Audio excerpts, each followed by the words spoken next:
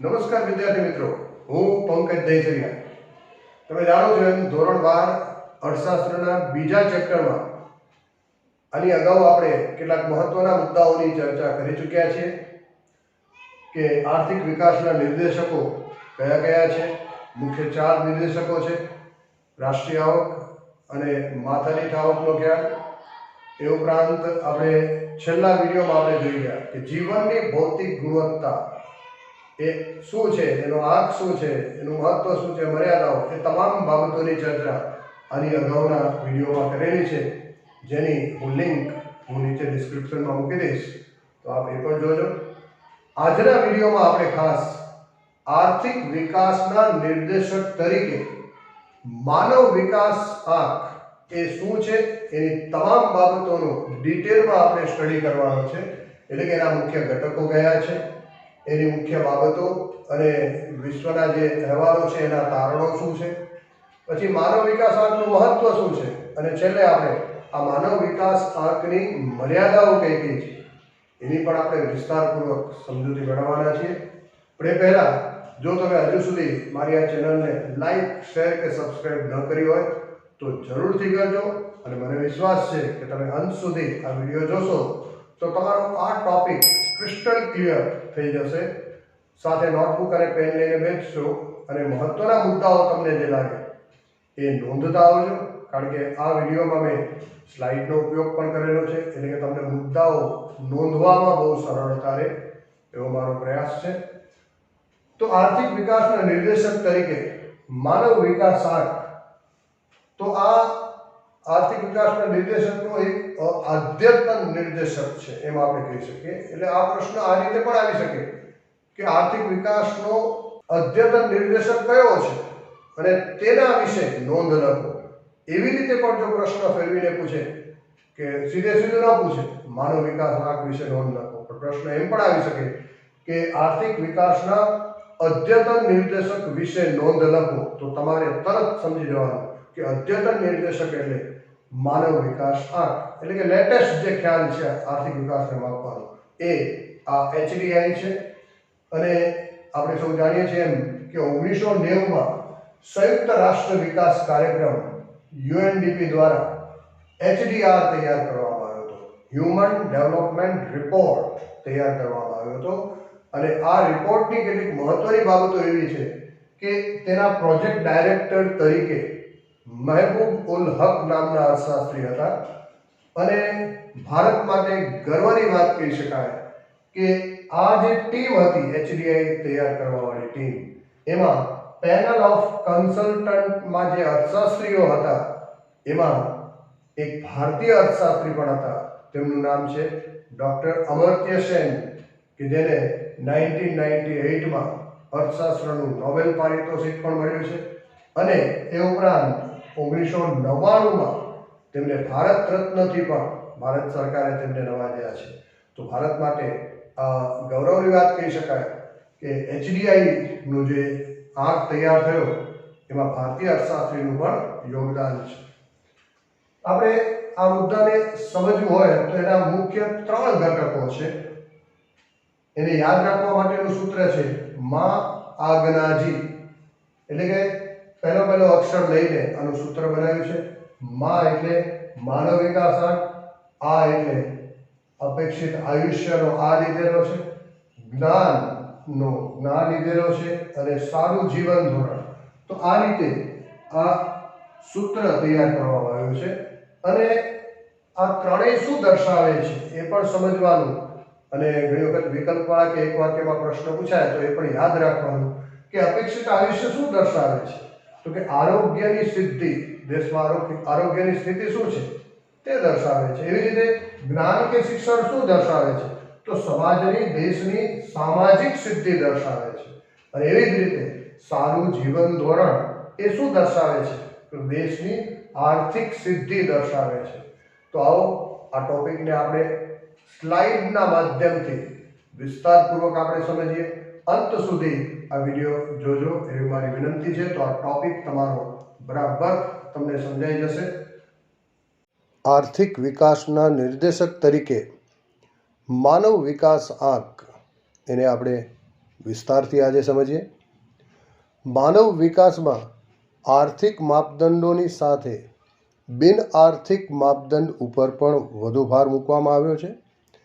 વિવિધ દેશોમાં થતા વિકાસના પ્રયત્નોનું મૂલ્યાંકન કરીને આ આંક તૈયાર કરવામાં આવે છે. એટલે વાસ્તવિક પરિસ્થિતિ શું છે સમાજમાં, દેશમાં, એનો વધુ સારી રીતે ખ્યાલ આવી શકે છે. 2010માં HDI આંકને માપવાના ન્યૂનતમ અને મહત્તમ મૂલ્યમાં થોડા ઘણા સુધારા કરવામાં આવ્યા હતા.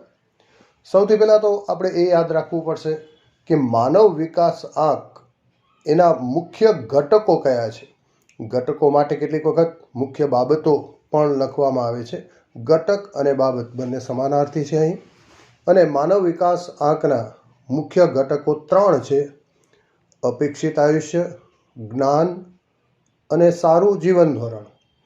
અને આ ત્રણેય બાબતને યાદ રાખવા માટે એક સૂત્ર સ્વરૂપે એને યાદ રાખી શકો કે માં આજ્ઞાજી, માની તો આજ્ઞા જ હોય.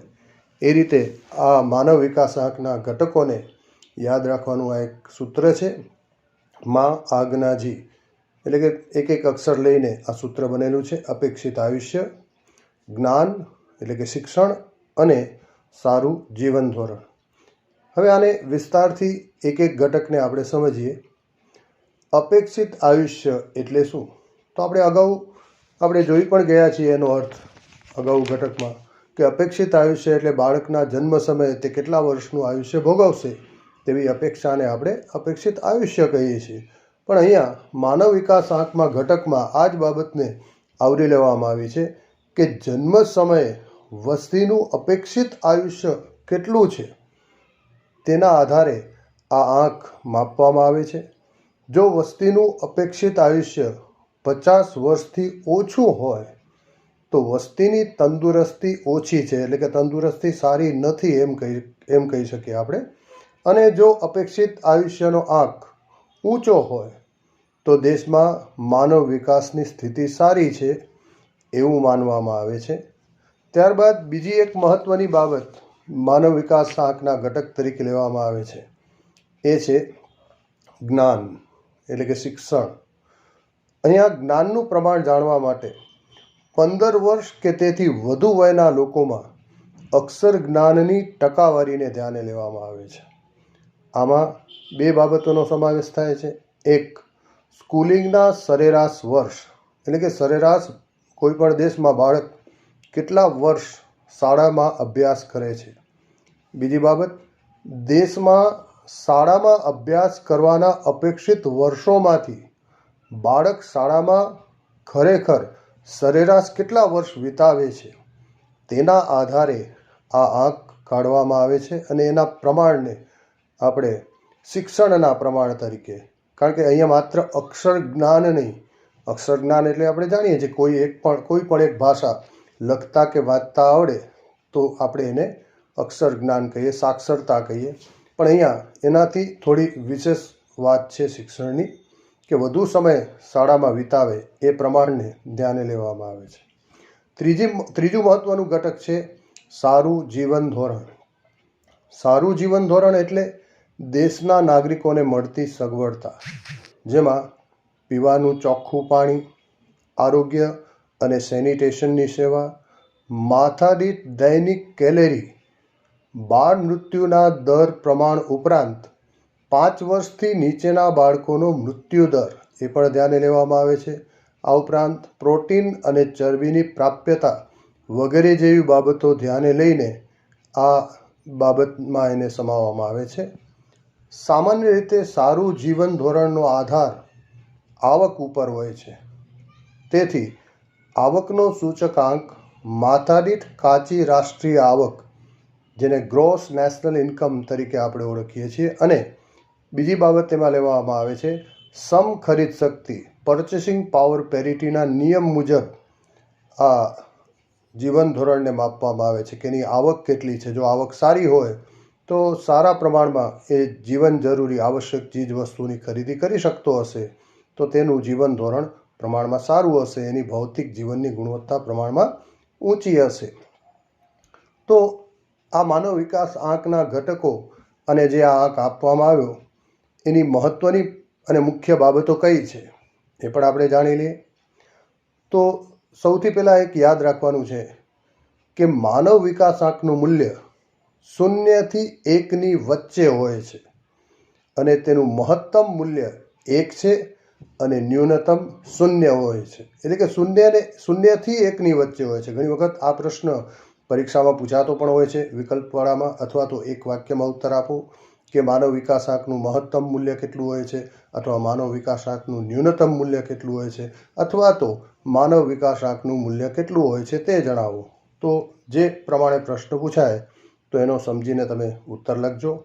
મહત્તમ મૂલ્ય 1 છે અને ન્યૂનતમ 0 છે. જો HDIનો આંક 1ની નજીક હોય તો તે દેશ વધુ વિકસિત ગણાય, એટલે કે આર્થિક વિકાસ સારો થયો છે એમ કહી શકીએ. અને જો 0ની નજીક હોય કોઈ દેશનો માનવ વિકાસાંક તો આપણે કહી શકીએ કે તે દેશ ઓછો વિકસિત છે અથવા ઓછો વિકાસ થયો છે.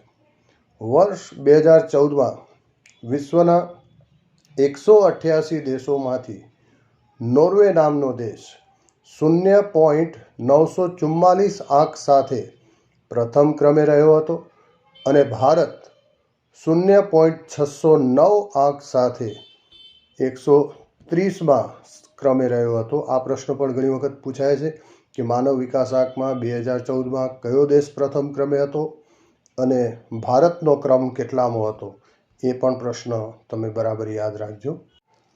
વિદ્યાર્થી મિત્રો, ટેક્સ્ટબુકના પેજ નંબર 25 પર એક કોષ્ટક આપેલ છે, તેનો તમે અભ્યાસ કરજો અને એના આધારે જે મહત્ત્વના તારણો છે એ આપણે આ રીતે કહી શકીએ કે 2015નો માનવ વિકાસ અહેવાલ અને વિશ્વના દેશોની સ્થિતિ શું હતી એ જો આપણે જાણવું હોય તો આપણે એમ કહી શકીએ કે માનવ વિકાસની દૃષ્ટિએ વિશ્વના કુલ 188 દેશોને 4 ભાગમાં વહેંચવામાં આવ્યા હતા.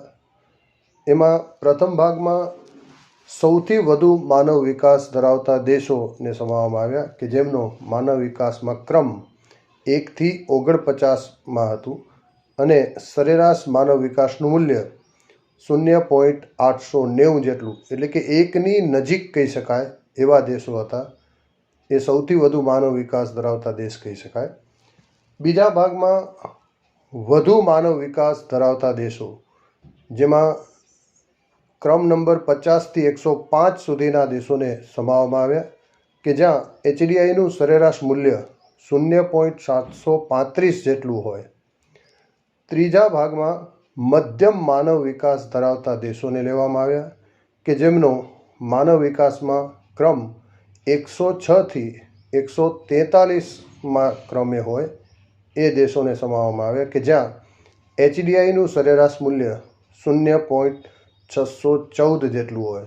વિદ્યાર્થી મિત્રો, અહીં એ બાબત યાદ રાખવાની કે આપણા ભારતનો સમાવેશ આ મધ્યમ માનવ વિકાસ ધરાવતા દેશોમાં થાય છે, કારણ કે ભારતમાં 2014માં માનવ વિકાસનું મૂલ્ય 0.609 હતો અને ભારતનો ક્રમ વિશ્વમાં 130માં ક્રમે હતો. તો એ પણ યાદ રાખજો. ઘણી વખત નાના પ્રશ્નોમાં, એટલે કે વિકલ્પવાળા અથવા એક વાક્યમાં ઉત્તર આપો એમાં પૂછાતું હોય છે. ચોથા ભાગમાં નીચો માનવ વિકાસ ધરાવતા દેશોને સમાવવામાં આવ્યા કે જેનો ક્રમ 144 થી 188 ક્રમે હતા એવા દેશો કે જ્યાં HDIનું સરેરાશ મૂલ્ય 493 જેટલું હોય, એટલે કે 5થી ઓછું હોય એવા દેશોને અહીંયા સામેલ કરવામાં આવ્યા. વિદ્યાર્થી મિત્રો, તો આ 2015ના માનવ વિકાસ અહેવાલના જે માહિતી આપેલી છે માનવ વિકાસની, એના આધારે આપણે એવું તારવી શકીએ કે 2014માં પ્રથમ ક્રમે નોર્વે રહ્યો હતો કે જેનો માનવ વિકાસનો આંક 0.944 છે. 2014માં ભારત 130માં ક્રમે રહ્યો અને ભારતનો HDIનો આંક 0.609 છે. 2015માં આફ્રિકા ખંડનો નાઇજર દેશ 188 દેશમાં છેલ્લા ક્રમે અને તેનો HDIનો આંક 0.348 જેટલો જ રહ્યો અને HDIના આ વર્ગીકરણમાં ભારતનું સ્થાન આપણે હમણાં જ વાત કરીએ એમ મધ્યમ માનવ વિકાસ ગ્રુપમાં એટલે કે ત્રીજા ગ્રુપમાં ભારતનો સમાવેશ કરવામાં આવ્યો છે. આ ઉપરાંત હવે આપણે સમજીએ કે માનવ વિકાસ આંકનું મહત્ત્વ શું છે. તો પહેલી બાબત આપણે કહી શકીએ કે માનવ વિકાસ આંકમાં માત્ર આર્થિક માપદંડો જ નહીં પરંતુ શિક્ષણ અને આરોગ્ય જેવા સામાજિક કલ્યાણના માપદંડનો સમાવેશ પણ કરવામાં આવ્યો છે. તેથી તે આર્થિક વિકાસ માપવાનું વધુ યોગ્ય માપદંડ છે એમ આપણે કહી શકીએ. બીજી બાબત છે કે સાચી પ્રગતિ એટલે કે દેશમાં સાચી રીતે આર્થિક વિકાસ અને સામાજિક પ્રગતિ, કારણ કે આમાં અપેક્ષિત આયુષ્ય એ આરોગ્યની સ્થિતિ બતાવે છે અને જ્ઞાન શિક્ષણ એનું પ્રમાણ દર્શાવે છે. એટલે શિક્ષણ જો વધશે તો સમાજની સામાજિક સ્થિતિ સારી હશે અને શિક્ષણનું પ્રમાણ ત્યારે જ વધશે જો લોકોની આવક સારી હશે અને લોકો સારું જીવન ધોરણ એટલે કે આવશ્યક સેવાઓ એને કેટલા પ્રમાણમાં મળે છે એ ત્રણેય બાબતોને અહીં ધ્યાને લેવામાં આવી છે. એટલા માટે સાચી આર્થિક અને સામાજિક પ્રગતિ આપણે માનવ વિકાસ આંક દ્વારા જાણી શકીએ છીએ. ત્રીજી બાબત છે કે HDI આપણને એ સૂચવે છે કે આર્થિક વિકાસ એ સાધન છે અને માનવ કલ્યાણ તેનું અંતિમ ઉદ્દેશ્ય છે. એટલે કે સાધ્ય તો માનવ કલ્યાણ જ છે, અંતિમ હેતુ ઉદ્દેશ કોઈ પણ અર્થતંત્રનું હોય કોઈ પણ દેશનું હોય અંતિમ હેતુ તો માનવ કલ્યાણ છે, હ્યુમન વેલફેર. અને એ હ્યુમન વેલફેર પ્રાપ્ત કરવા માટેનું આપણી પાસે જો સાધન હોય તો એ આર્થિક વિકાસ દ્વારા લોકોની આવક વધારીને સુખાકારી વધારીને આપણે માનવ કલ્યાણને વધારી શકીએ છીએ. અને એનો ચોથો મુદ્દો આપણે એવી રીતે કહી શકીએ માનવ વિકાસનું કે HDI વધે તો તેનો અર્થ એ છે કે દેશમાં શિક્ષણ અને આરોગ્યની સ્થિતિમાં સુધારો થઈ રહ્યો છે. પાંચમું મહત્ત્વ આપણે એમ કહી શકીએ કે HDIના આંકથી વિકાસશીલ દેશોની સરકારોને એ ખ્યાલ આવે છે કે સરકારે કયા ક્ષેત્રમાં હજુ કામ કરવાનું બાકી છે. કારણ કે જ્યાં આંક ઓછો હશે ત્યાં દેશની સ્થિતિ નબળી છે, તો એ નબળા ક્ષેત્ર પર સરકાર ફોકસ કરી શકશે અને વધુ ત્યાં કામ કરીને એક ક્ષેત્રનો આંક સુધારવાનો પ્રયાસ કરી શકે. અને છઠ્ઠું મહત્ત્વ એ છે કે HDIનો આંક વધારે પ્રગતિશીલ અને આર્થિક વિકાસને માપવાનો ઉત્તમ ખ્યાલ છે. એટલે કે HDI આંકનો ખ્યાલ વધારે વાસ્તવિક છે, વધારે પ્રગતિશીલ છે. એટલે કે સાચી અને સારી સ્થિતિ આપણે જાણી શકીએ છીએ. એટલા માટે આર્થિક વિકાસને માપવાનો આ એક ઉત્તમ માપદંડ છે એમ આપણે કહી શકીએ. પરંતુ વિદ્યાર્થી મિત્રો, ક્યારેક એવો પ્રશ્ન પણ આવે કે માનવ વિકાસ આંકની મર્યાદાઓ કઈ કઈ છે જણાવો. તો આપણે આ મુદ્દાને આપણે આ રીતે તૈયાર કરી શકીએ કે પહેલો મુદ્દો કે માનવ વિકાસ આંકમાં એટલે કે HDIમાં માત્ર 3 જ સામાજિક નિર્દેશકોનો સમાવેશ થયો છે. હવે આ 3 સામાજિક નિર્દેશકો કયા એટલે કે 3 ઘટકો કયા એ યાદ રાખજો: આરોગ્ય, જ્ઞાન અને સારું જીવન ધોરણ. અને આ ત્રણેય ઘટકોને એક સરખું મહત્ત્વ આપ્યું છે, પરંતુ વાસ્તવમાં આ ત્રણેય બાબતોની સ્થિતિ અને મહત્ત્વ જુદું જુદું હોય છે. ત્રીજી બાબત છે કે HDIનો આંક દેશો કે રાજ્યો વચ્ચેની તુલના કરવા માટે ઉપયોગી છે, પરંતુ નિરપેક્ષ પરિસ્થિતિનો ખ્યાલ આવતો નથી. તે માત્ર સાપેક્ષ પ્રગતિ જ દર્શાવે છે. એટલે કે આપણે રાષ્ટ્રો કે દેશોની તુલના કરવી હોય તો ઉપયોગી છે, પણ માત્ર આ આંક જોવાથી જ આપણને વધુ ખ્યાલ નથી આવતો જ્યાં સુધી આપણે તુલના ન કરીએ કે કયા દેશની સ્થિતિ શું છે. જ્યારે આપણે અન્ય દેશો સાથે તુલના કરીએ તો જ આપણને ખ્યાલ આવે. એટલે કે આ સાપેક્ષ એટલે કે તુલનાત્મક ખ્યાલ છે એમ આપણે કહી શકીએ. વિદ્યાર્થી મિત્રો, આ તો થઈ માનવ વિકાસ આંકની મર્યાદાઓ. ત્યાર પછી ટેક્સ્ટબુકમાં કેટલાક એબ્રિવિએશન્સ આપેલા છે કે જે ફૂલ ફોર્મ આપણને પરીક્ષામાં એક વાક્યમાં ઉત્તર આપો એમાં પૂછાતા હોય તેવા અગત્યના છે, માટે આ તો ખાસ યાદ રાખજો, કરી જ લેજો તૈયાર. એમાં ફર્સ્ટ એબ્રિવિએશન છે GDI. એનો અર્થ થાય જેન્ડર ડેવલપમેન્ટ ઇન્ડેક્સ. જાતીય સમાયોજનાંક. બીજું મહત્ત્વનું એબ્રિવેશન આપેલું છે TAI, technological achievement index, technology સિદ્ધિ આંક. ત્રીજું છે HPI, હ્યુમન પોવર્ટી ઇન્ડેક્સ, માનવ ગરીબી આંક. અને ચોથું ફૂલ ફોર્મ આપેલું છે HCI, એટલે કે હ્યુમન કન્ઝ્યુમર ઇન્ડેક્સ, માનવ વપરાશ આંક. તો વિદ્યાર્થી મિત્રો, તમે જોયું કે આ માનવ વિકાસનો જે ટોપિક છે એ પરીક્ષાની દ્રષ્ટિએ પણ ખૂબ અગત્યનો છે. 3 ગુણમાં એટલે કે વિભાગ ડીમાં પણ પૂછાઈ શકે એ માટે પણ મહત્વનો છે, એટલે ખાસ તૈયાર કરજો. ન સમજાયું હોય તો વિડીયો ફરીથી જોજો અને પૂર્ણ રીતે સમજજો, સારી તૈયારી કરજો. મુદ્દાઓ એના મહત્વના કયા છે એ નોંધીને તમે આ ટોપિક તૈયાર કરજો, કારણ કે આ પરીક્ષાની દ્રષ્ટિએ પણ અગત્યનો છે. જો તમને હજુ પણ આ ટોપિકમાં કંઈ પણ ન સમજાયું હોય આ ચેપ્ટરમાં, તો તમે કોમેન્ટ્સ કરીને અથવા તો વોટ્સએપ અથવા મને ઈમેલ કરીને તમે જણાવજો. તો હું તમને જે કંઈ ડાઉટ્સ હશે એ ક્લિયર કરવાનો મારો પ્રયાસ રહેશે. જોતા રહેજો આ channel economics with Pankaj sir, અને thanks for supporting and subscribe. Thank you.